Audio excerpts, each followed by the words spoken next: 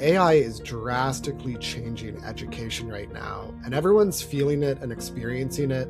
But I honestly think that it cannot be talked about enough. This way that students are going to ChatGPT as just one example. They could be going to any kind of tool. They're so easily available. Why do you still read books in an age of AI? I mean, I read books because I don't know how to function without it. Like it's one of those things where like I genuinely don't know what I would do with myself if I didn't have the ability to read. Like the thing I've really hinted at is like I have to be able to research. I have to be able to read deeply and annotate deeply. And so I read because I don't know what I would be without reading.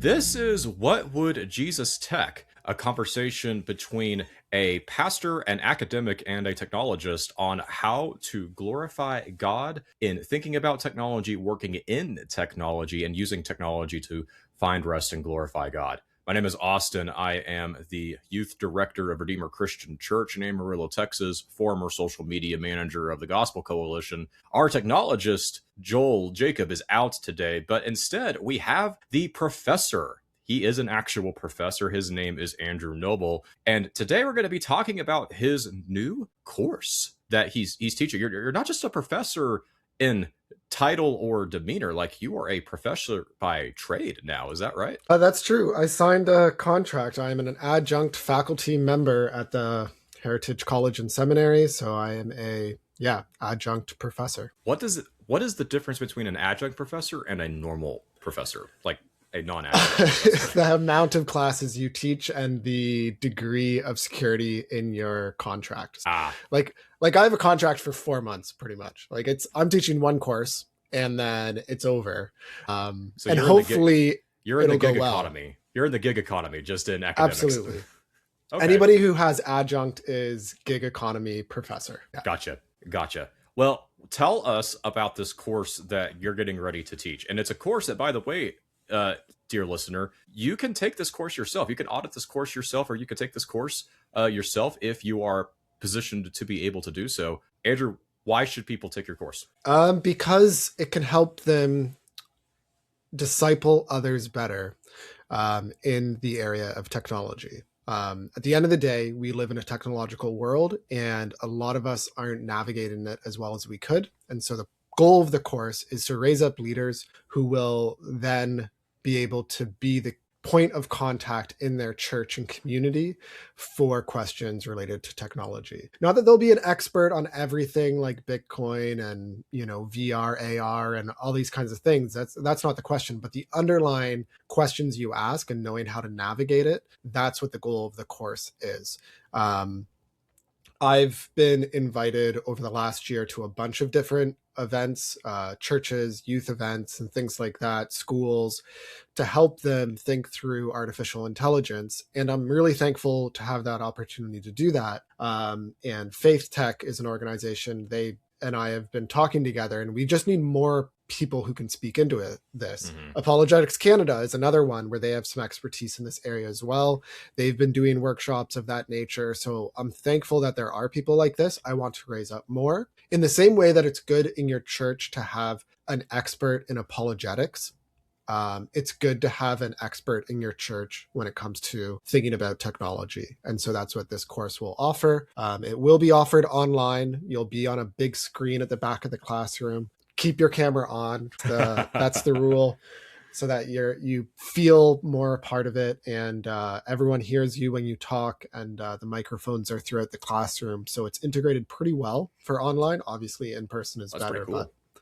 But they do a good job through the pandemic. They were forced to, as all these schools were, probably for the better. So what will your students be doing in this course? I mean, because when we're talking about technology, that usually assumes that you're going to be doing something with technology. But in your case, what does that look like? Is it a lot of reading? Is it a lot of video watching? Is it any hands-on type stuff? What exactly does it look like to learn about technology in the Christian life in your context? Yeah, I mean, it's going to be primarily reading, but one of the aspects of the curriculum is something that I stole from Keith Plummer. He was on our podcast earlier in 2025. So he teaches a course at Kern University. I always mispronounce Cairn. Thank you. And at that university, he teaches something similarly on technology and discipleship. And he has a exercise where students take they try to develop a new technology habit. And so I've lightly lifted that idea, and I have applied it to my course, so that over a 2-week period of time, students need to implement some different media or technology habit. Now that could include, instead of driving to work, you bike to work, or instead of, using a, I don't know, dishwasher, you don't use a dishwasher for 2 weeks. Like it can, like we're thinking about technology broadly, and it's not simply social media. Right. I'm the kind of guy that likes to get feedback on early drafts. So I did actually send out the syllabus to a potential student, and he gave me feedback like, oh, we're Gen Z, we've done all these kinds of things, we know that social media isn't that good. And I'm like, okay, I get it, but this will be you can choose any kind of habit. It doesn't have to be a social media fast, but that's kind of the classic thing. But Right. there's also going to be a large paper at the end, like a 10 to 12 page paper. The goal with that paper is to really think about an issue in your church. Like, should we live stream or not? Should we, or IVF, like how should we advise people in regards to that? Or something like, how should we as a youth group consider using social media? Like, think about a practical issue in your church. Especially for the seminary students, I want them to think about their church context, so that it's a paper that they might be able to share with the leaders, and really apply. So it's highly practical and relevant, but that will be like the summation of the course, is that kind of capstone project, to have a sense of, okay, now that I've done the work and read these different perspectives and read scripture in this area of technology, what about this live issue of facing the church? How should we deal with it?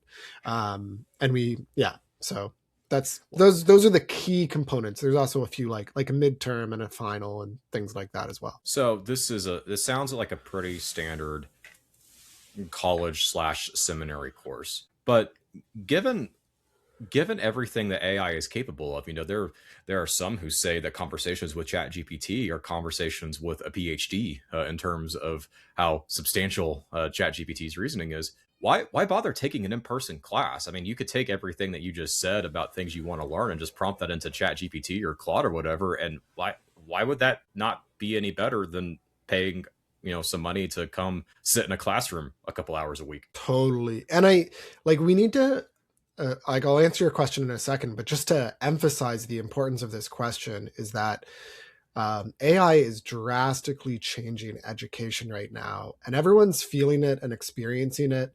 But I honestly think that it cannot be talked about enough. This way that students are going to ChatGPT, as just one example, they could be going to any kind of tool. They're so easily available. It's within your Microsoft Word document now. It's teachers used to be recommending use Grammarly. Well, now Grammarly will finish the paragraph for you. Right. So it's a different world than ever before when it comes to these kinds of assignments, because you used to have an indication that length in some way reflected the degree of work or the quality of work, whereas now length is not an indication of the amount of work spent, or time spent, or thought spent. So there are those kind of fundamental challenges. And the question that I would ask back to students and to really all of us is, how do we learn? What does it mean to learn and to grow? Paul says he wants the Ephesians to know the height and the breadth and the width of the love of God. He wants them to know that. He encourages a renewal of your mind. He wants us to know things, and that knowledge leads to glorifying God. We grow in our mind, but then what does it actually look like to grow in that way? And is it mere memorization? I would say no, it's more than that. It's being able to have critical thinking skills, to analyze, to create, even to compare, to contrast. This kind of comes from Bloom's taxonomy, which is an educational tool that's just used. If you've become a teacher, you've learned Bloom's taxonomy. It's like the way in which you teach has to relate to Bloom's taxonomy, because you can't just have memorization. That's the Right. baseline level of learning. That's grade 1, grade 2 stuff, which is mostly memorization. Here's how to draw the letter T. Here's how to draw the Y, whatever. But as you progress in your learning, you're supposed to be able to do more things. And yes, ChatGPT or Claude can do some of these things for you, but you are faced with life, and you are Mm, faced with God, and you are faced with people in your church who need you or need something, and you need to be able to respond to them as a human in the moment, not simply like, oh, let me ask AI to answer that for you.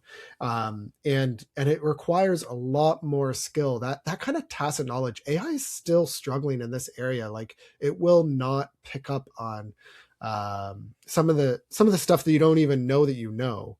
right. AI Yeah. can just neglect. And so, So yeah, AI can replace some things, but there's so many things that it can't. so you're saying then that your AI use policy for your class is very very prohibitive.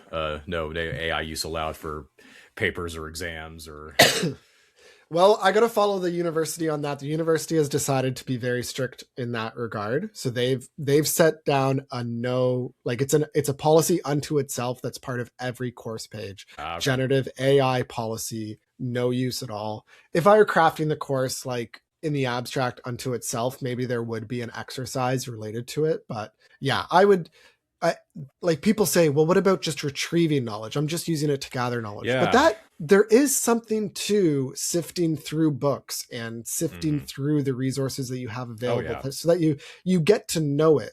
Like, I, I have used ChatGPT or Claude in order to say, find me the Bible verse that talks about uh, joy in Proverbs, and it will do that for me. But if I go back to one of my Bibles, I actually did in university go through the Proverbs and have a highlighter to bring out what are the themes, and that was a very fruitful exercise. And to go back to that, then I see my old notes, that is going to be far more formative than merely searching it. Not that Right. say that searching it is wrong, it's just that there's a different aspect of learning that happens when you do that hard work, when you get dirt under your fingernails. And I want to dig deeper on the retrieval conversation too, because that's something that a lot of our peers and influences will commonly bring up when they're talking about AI, using AI as writers or academics or pastors or whatever. And I'm a fan of the idea of retrieval as a legitimate use for AI. I've used it in that way myself.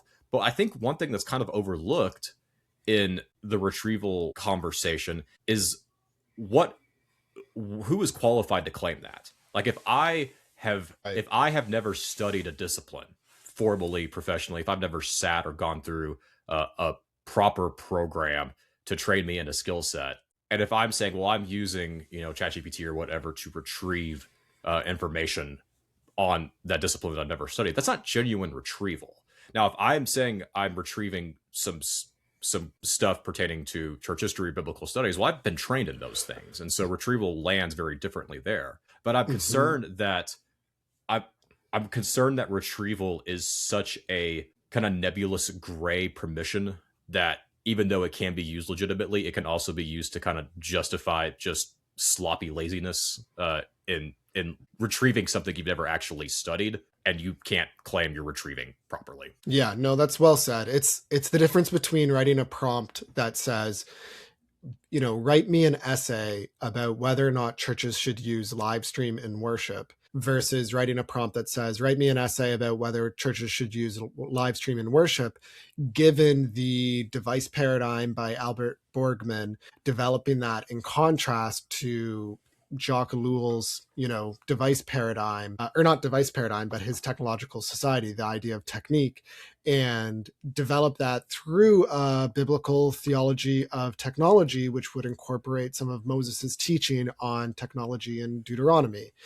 Take those things together in order to, advocate for such and such. Like, people can say that AI is at PhD level, but that's only if the prompt is good enough, right? Right. If you don't have a good enough prompt, then I'm sorry, if like you could test out those two things that I just said now, and you would see drastically different results. Right. The ability of ChatGPT or any large language model to generate PhD level outputs is entirely dependent on whether or not you're asking it PhD level questions. And you don't Right. know what those kind of questions are unless you've been trained to that level.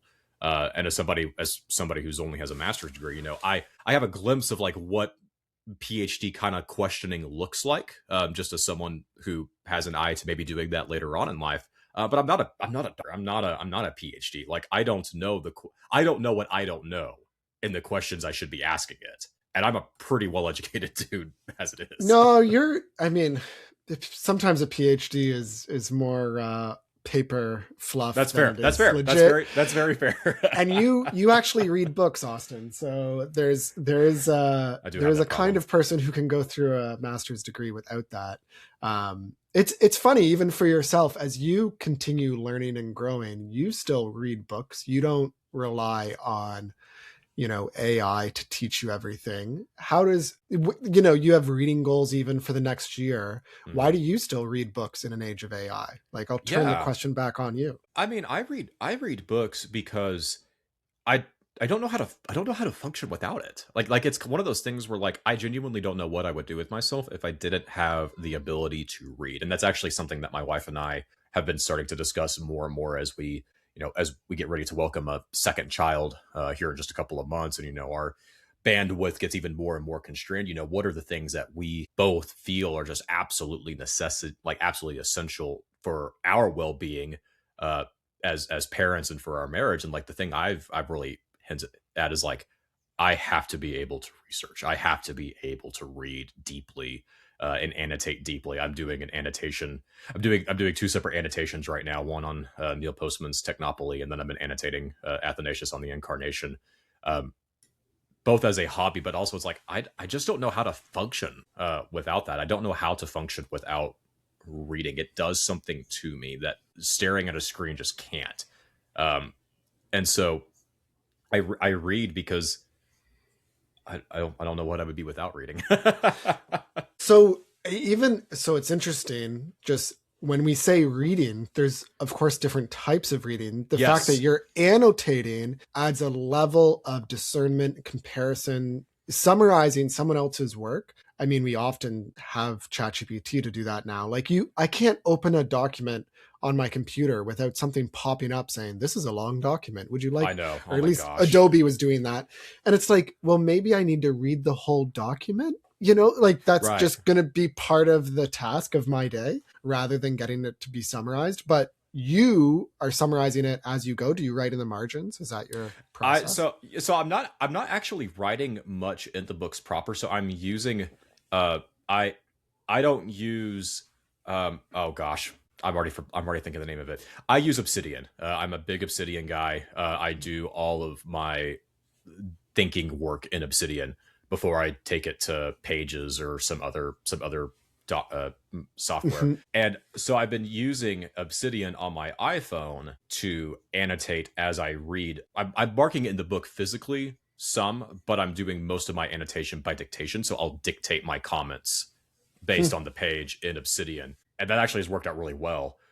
Let me It's let me annotate a lot more deeply in the moment. Like if I have 45 minutes in the morning to read to myself, whatever, I can get 10 pages of like really detailed notation just by speaking it out and kind of correcting Siri on that. But there is like, I don't do that to every book, and there's Mhm. like, just like there's different ways to like listen to music, there's also different levels of reading. So like when people say, I just listen only to one type of music, like, they may listen to that and they may deeply and genuinely love it. But back in my music critic days, if I said, I'm listening to artists, you could fill in the blank, the Christians would be like, oh, well, they're, really vulgar or profane or, or inappropriate, whatever. You shouldn't be listening to these. And I'm like, but I'm not listening to it because I enjoy it. I'm listening to it for a very specific purpose. I'm listening to this because I'm going to be writing a review of this album later on. I'm going to be critiquing this album later on. That's a different type of listening than I'm Yeah, yeah. listening to my favorite genres of music. And the same thing with reading. One of the things that they teach you in seminary is like,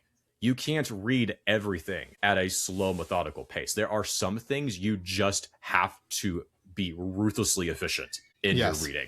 And if Yes. you don't know that, if you can't learn that skill set, you're going to have a real hard time And so there are some things that I read super slowly, and I'm annotating the crap out of them because I intend this is a book that I'm going to use professionally for the rest of my life. And then there are some books I'm like, yeah, I'm going to read this once, and it's going to be marginally helpful, but I may never pick it up again. Yeah, that's one of the reasons why I didn't have like within how I will grade students in the course, I don't have a what percent of the reading did you accomplish. I'm not against that in Yeah. principle, but it's just like, I don't know. Sometimes people are going to read quicker and then all of a sudden I'm asking, or they read quick through most chapters, but then slow through a couple chapters because they need to go deeper there. Like, I just want to leave some flexibility there for the student themselves to discern what depth of reading they will go through with all the different readings that I'm giving them. So it is a question that I think, yeah, it takes discernment, and it's kind of a skill you learn is what should I skim? What should I go in detail? And yeah, that totally makes sense what you're describing. I think a lot of people who have a aversion to reading as adults are averse to reading because they think back to like the time that they had to read in like high school or college or something, and it had to be, super meticulous, super detailed, super thorough. And it's like, well, that wasn't fun. And if that's what reading is, I don't want to do any other kind of reading. When it's like, no, it doesn't always have to be that way. Like you Right. don't have to. You can pick up a book and just casually read it. It doesn't have to be something you spend too much time with. And I would say a casually read book is still better for you than any amount spent on a screen doing anything. Generally speaking, with some exceptions, but generally speaking, like there's nothing wrong with casual reading. There's nothing wrong with Nope. reading. Marilyn Wolfe has studied it. She studied the brain activity that is different when you're reading a physical book than when you're reading the same book on a screen. Absolutely. There are fundamental differences of your brain makeup and what gets fired and what doesn't, depending on the medium that you're using. John Dyer found this with scripture texts. So yeah, there is something to it, which is also why I decided I'd try to print off physical copies of the additional readings that I have the students do. And then I realized, oh, this is at a seminary that has a whole like thing. So it's going to do a little course pack for me that students can just purchase at cost. So. Actually, let's talk about the course pack, because I got a preview of this and I was like, dude, I'm a little burnt out on the state of Christian publishing when it comes to this topic as of late. Like, it's just kind of a dry spell right now. But I saw your course pack and I was like, I would absolutely pay buku money to read this course pack of like this curated playlist of essential reading on thinking about technology. Tell us what's in this course pack. Yeah, well, it was really a question of how do I best serve these students? Because on one hand, like there was one book I was reading, where is it? It's somewhere around here. Here it is right here. Like this book, Christian Moral Theology and the Emerging Technoculture by Brent Waters, is an amazing book that talks about the Eucharist, and it talks about the idea of being restricted by time and space and the difference, at a deep, like theoretical and philosophical level of all these concepts. And I was like, oh, this could be a great course textbook. But then I was like, it's too thick. Like it's too dense. It has so much in it. It's going into all of these, thick philosophical perspectives. And so I'm learning while going through it, and I'm like, oh, this will be good, but I need to have some easier reading, especially for the college level. So seminary you can stretch, but even there at the seminary level at Heritage College and Seminary, you have a lot of people who are just taking this one extra course. They've already, gone into ministry. I saw someone sign up today for the course, actually, or signed up recently for the course. I saw that there was a new student and they're just auditing, but they're an associate pastor of a church, Right. And they don't have a ton of time to do thick, dense philosophical readings. But I do want to expose them to that world. So I have two textbooks that are easier reads, Tony Reinke's God, Technology, and the Christian Life, Amen. as well as AI. Shepherds and Electric Sheep. That's right. Not AI Goes to Church. We Shout talked about the out! reasons why. Shout out! I Great, just keep great this. I book. just keep this on my desk right next to me. The number of times I flash it on camera when we're recording. It's a nice book, and people appreciate having good recommendations. So I wanted a good AI book because I was like, the AI is too important in our moment to not go a little deeper on that. But then, like, those two books don't get into as much of the deeper technological philosophical criticism that Jacques Ellul offers, or Right. Albert Borgman, or Neil Postman, or Marshall McLuhan. So I wanted to bring in some of those thinkers, Noreen Hertzfeld, some of the others that have talked about the image of God, like way back, the image of God and the image of man in technology back in like 2021 or 2001, not 21. Right. But like, I think one of the big things for me is that Christians thinking about technology is not a 5-year-old phenomenon. It is something that really, since the second industrial revolution, has just like become a thing, that there have been solid Christians thinking deeply about the effects of technology in a great and helpful way that's so applicable to our day. We don't, and that's where Postman comes out of. He comes out of that tradition. He read all those books, and then he wrote in a very creative and sparkly way. He did. So that Postman is a nice, like, accessible reader for a lot of those other texts. But you can also, go even deeper and read some Jacques Ellul himself, because he's just profound when you read him in his own words. So it's a combination of great thinkers. Also, like John Calvin, he's just someone we should all read in light of technology. Always. So I have, a good 10 pages of just from his institutes. Like, it's not like from his like various writings or like quirky sermons. It's like, no. These are like right in the institutes. This applies directly to science and technology. I have a little bit of Aristotle because we need to talk about virtue ethics. So you can't really talk about virtue ethics without getting grounded a little bit in that primary text of Aristotle. And I have them reading like Jesus's Sermon on the Mount the same week, just to kind of contrast. And so at the beginning of every lecture, it'll be kind of a good discussion point to be like, okay, you guys have done the reading, hopefully, but we're going to talk about it for the first 30 minutes of class. So it will be more engaging for you if you've done the reading. And how would you compare Jesus's virtue ethic, or Paul's when he talks about the fruit of the Spirit, with Aristotle? Is there similarities there when there's, talking about this habit, this formation, and when Jesus says where, your treasure is, there your heart will be also? Is there something there to Jesus's statement about like, no, whatever you do with your money, that's going to change your heart? Is that similar to Aristotle's, however you habituate your life is actually going to lead to virtue or not? So let's talk about it, because maybe there's some similarities here. And maybe this idea of virtue ethics is a helpful addition to Christians who think only in terms of right and wrong rules for technology. Is it good to use this technology? Is it bad to use that technology? Sure, we can ask those questions. Is it banned in Scripture? Is it not? But another question that virtue ethics brings out is a question like, is this going to make me into a better person or not? Is this going to help me grow in virtue? Is it going to make me more courageous or less courageous, more discerning or less discerning? And so those are some of those, things that you get to dive into, and you can do it with some of the key thinkers with that course pack. Yeah. I wanted to circle back to, you made the comment that I thought was really, really interesting about, you have a guy that's auditing the course. So he's not going to be giving this his full attention the way he would if he were taking this for actual credit. But he's an associate pastor at a church. What do you think? Because I go back and forth on this. Like the importance or lack of importance thereof of making courses like yours part of the core curriculum for seminaries. Because on the one hand, we don't want seminary education to blow up to where like every single thing that a pastor could encounter or deal with, they have to take a course on. Would it be good for pastors to take, courses on, church finances and, communication? Like, yeah, absolutely. Yes, absolutely. But on the other hand, seminary is for a very specific thing.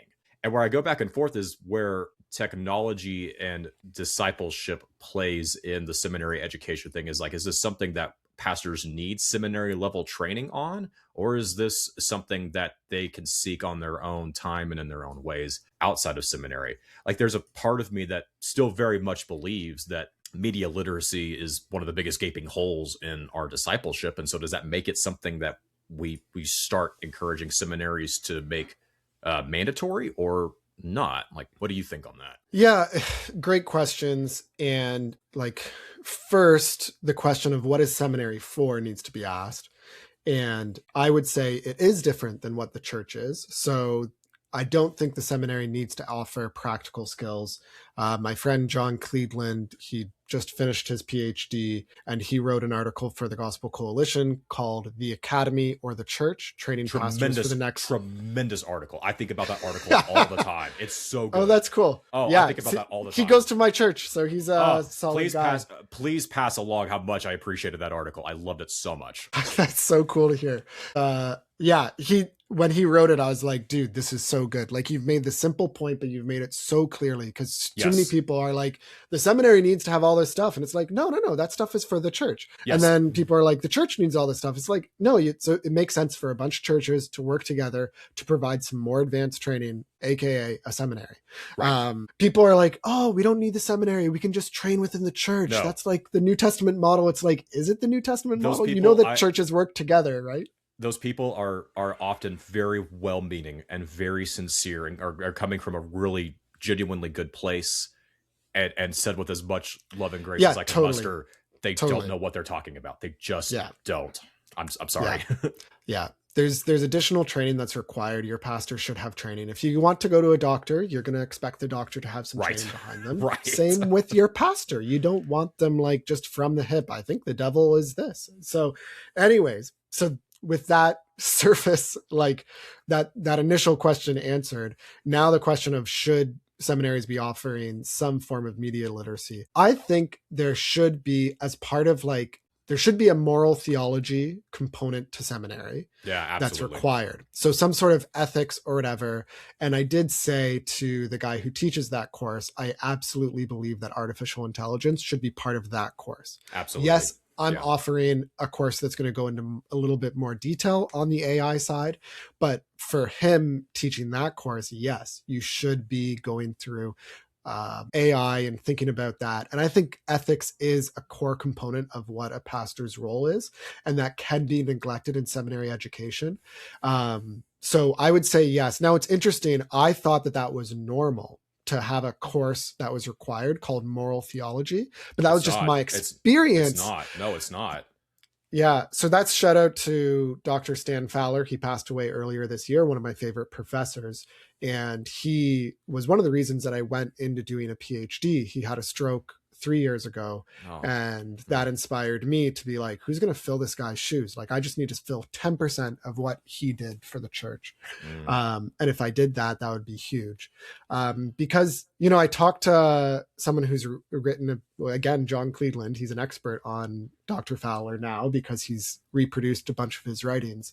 And Fowler brought that course to Heritage and made it required because he believed that we need to address these issues that pastors face on a day-to-day level. He was teaching on IVF at a Baptist seminary back in 2014, 2015. Like, he was ahead of the curve when it comes to this kind of stuff. And I really appreciated that. So I would say those sorts of things should be included. Does that mean that there needs to be a course like mine required? I don't know. I don't think so. I think it can be incorporated into some of the other curriculum rather than required unto itself. Because I'm a big believer in languages, like 3 courses in Greek, 3 courses in Hebrew.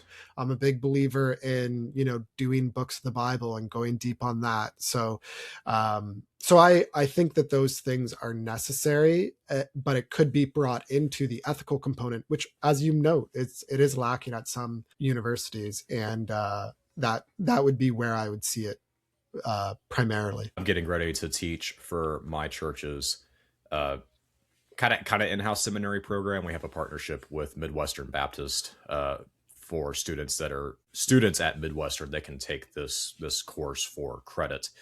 on ethics, on Christian ethics, and I'm having to realize that that was much more of a blind spot in my own seminary education than I thought it was. I took a course a course on practical sanctification as part of my degree plan, but I'm realizing now as I'm getting ready to teach this is like, oh, I don't have as many tools for this as I kind of need right now. I'm not as prepared for this as I thought I would be.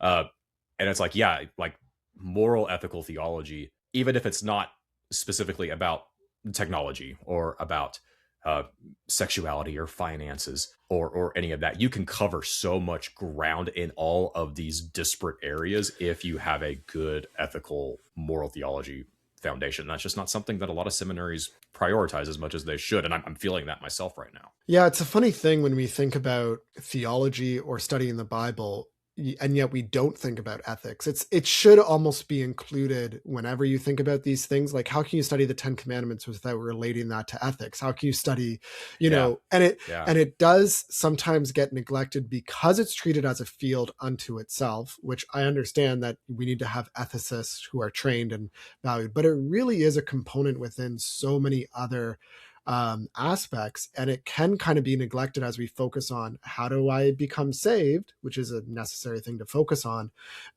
Well, now that you're saved, how do you worship God? How do you serve him? Are you supposed to be doing this with your phone or not? There's a lot of these, and Matthew Lee Anderson, he is a Christian ethicist, and he joked that, if you ever need to find a reason to do something that you're not sure if you're allowed to do, just ask an ethicist, because they'll find a way in their creativity and knowledge to say, that's permissible under this, rationale. Under these hypothetical circumstances, this is fine. So it can kind of be a difficult discipline. I'm learning this because I've thought to myself, hey, maybe I am actually studying, like even this podcast, one of the names alongside What Would Jesus Tech that I considered was technology and theology. Like, let's because that's what I love talking about with Joel. So let's just call it that. And then I'm like, wait, theology. And then as we got into it, I'm like, we keep talking about ethics. Yes. Like, should I do this? Should I do that? Every time you talk about technology, it's related to ethics.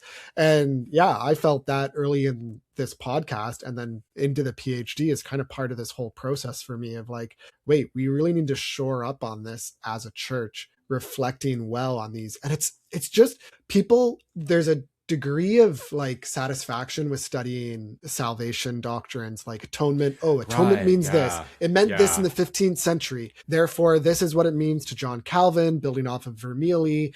And it's different than Aquinas in this way, but similar to Augustine in this way.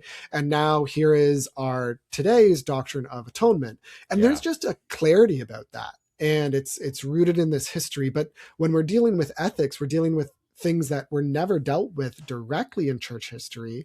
And so we need to retrieve still, but we're doing things like John Calvin said this about science and technology as we understand it, but as when he talks about common grace. And let's read this. Like it's more difficult, let's be honest. And I think that leads some people to shy away from it. If you're strong in apologetics, you like the clarity on the answers. If you're strong on theology, you like the clarity in the answers. Ethics, you have to have pastoral wisdom, discernment. It's very situational. And so it sometimes isn't satisfactory when you get to the end of a lesson, because you want that, like, what's right and what's wrong. Can I use generative AI in my sermon prep or can I not? It's like, sorry, dude, like this is actually going to require you to be in prayer with God and addressing him directly as you go through with your friends, with your church. It's very contextual. And so, it's complicated. It's complicated, but it's necessary. And I'm glad that even though ethics is not necessarily the subject of your course proper, that you can't take your course and not get a very strong dose of ethical instruction when it comes to technology along the way. But speaking of your course, if someone's listening and they wanted to take this course, what do they have to do to get on board? Where do they have to go? If it's December 15th or earlier, then you still are before the deadline for late fees. But regardless, I mean, late fees are just a way of donating to the institution. That's right.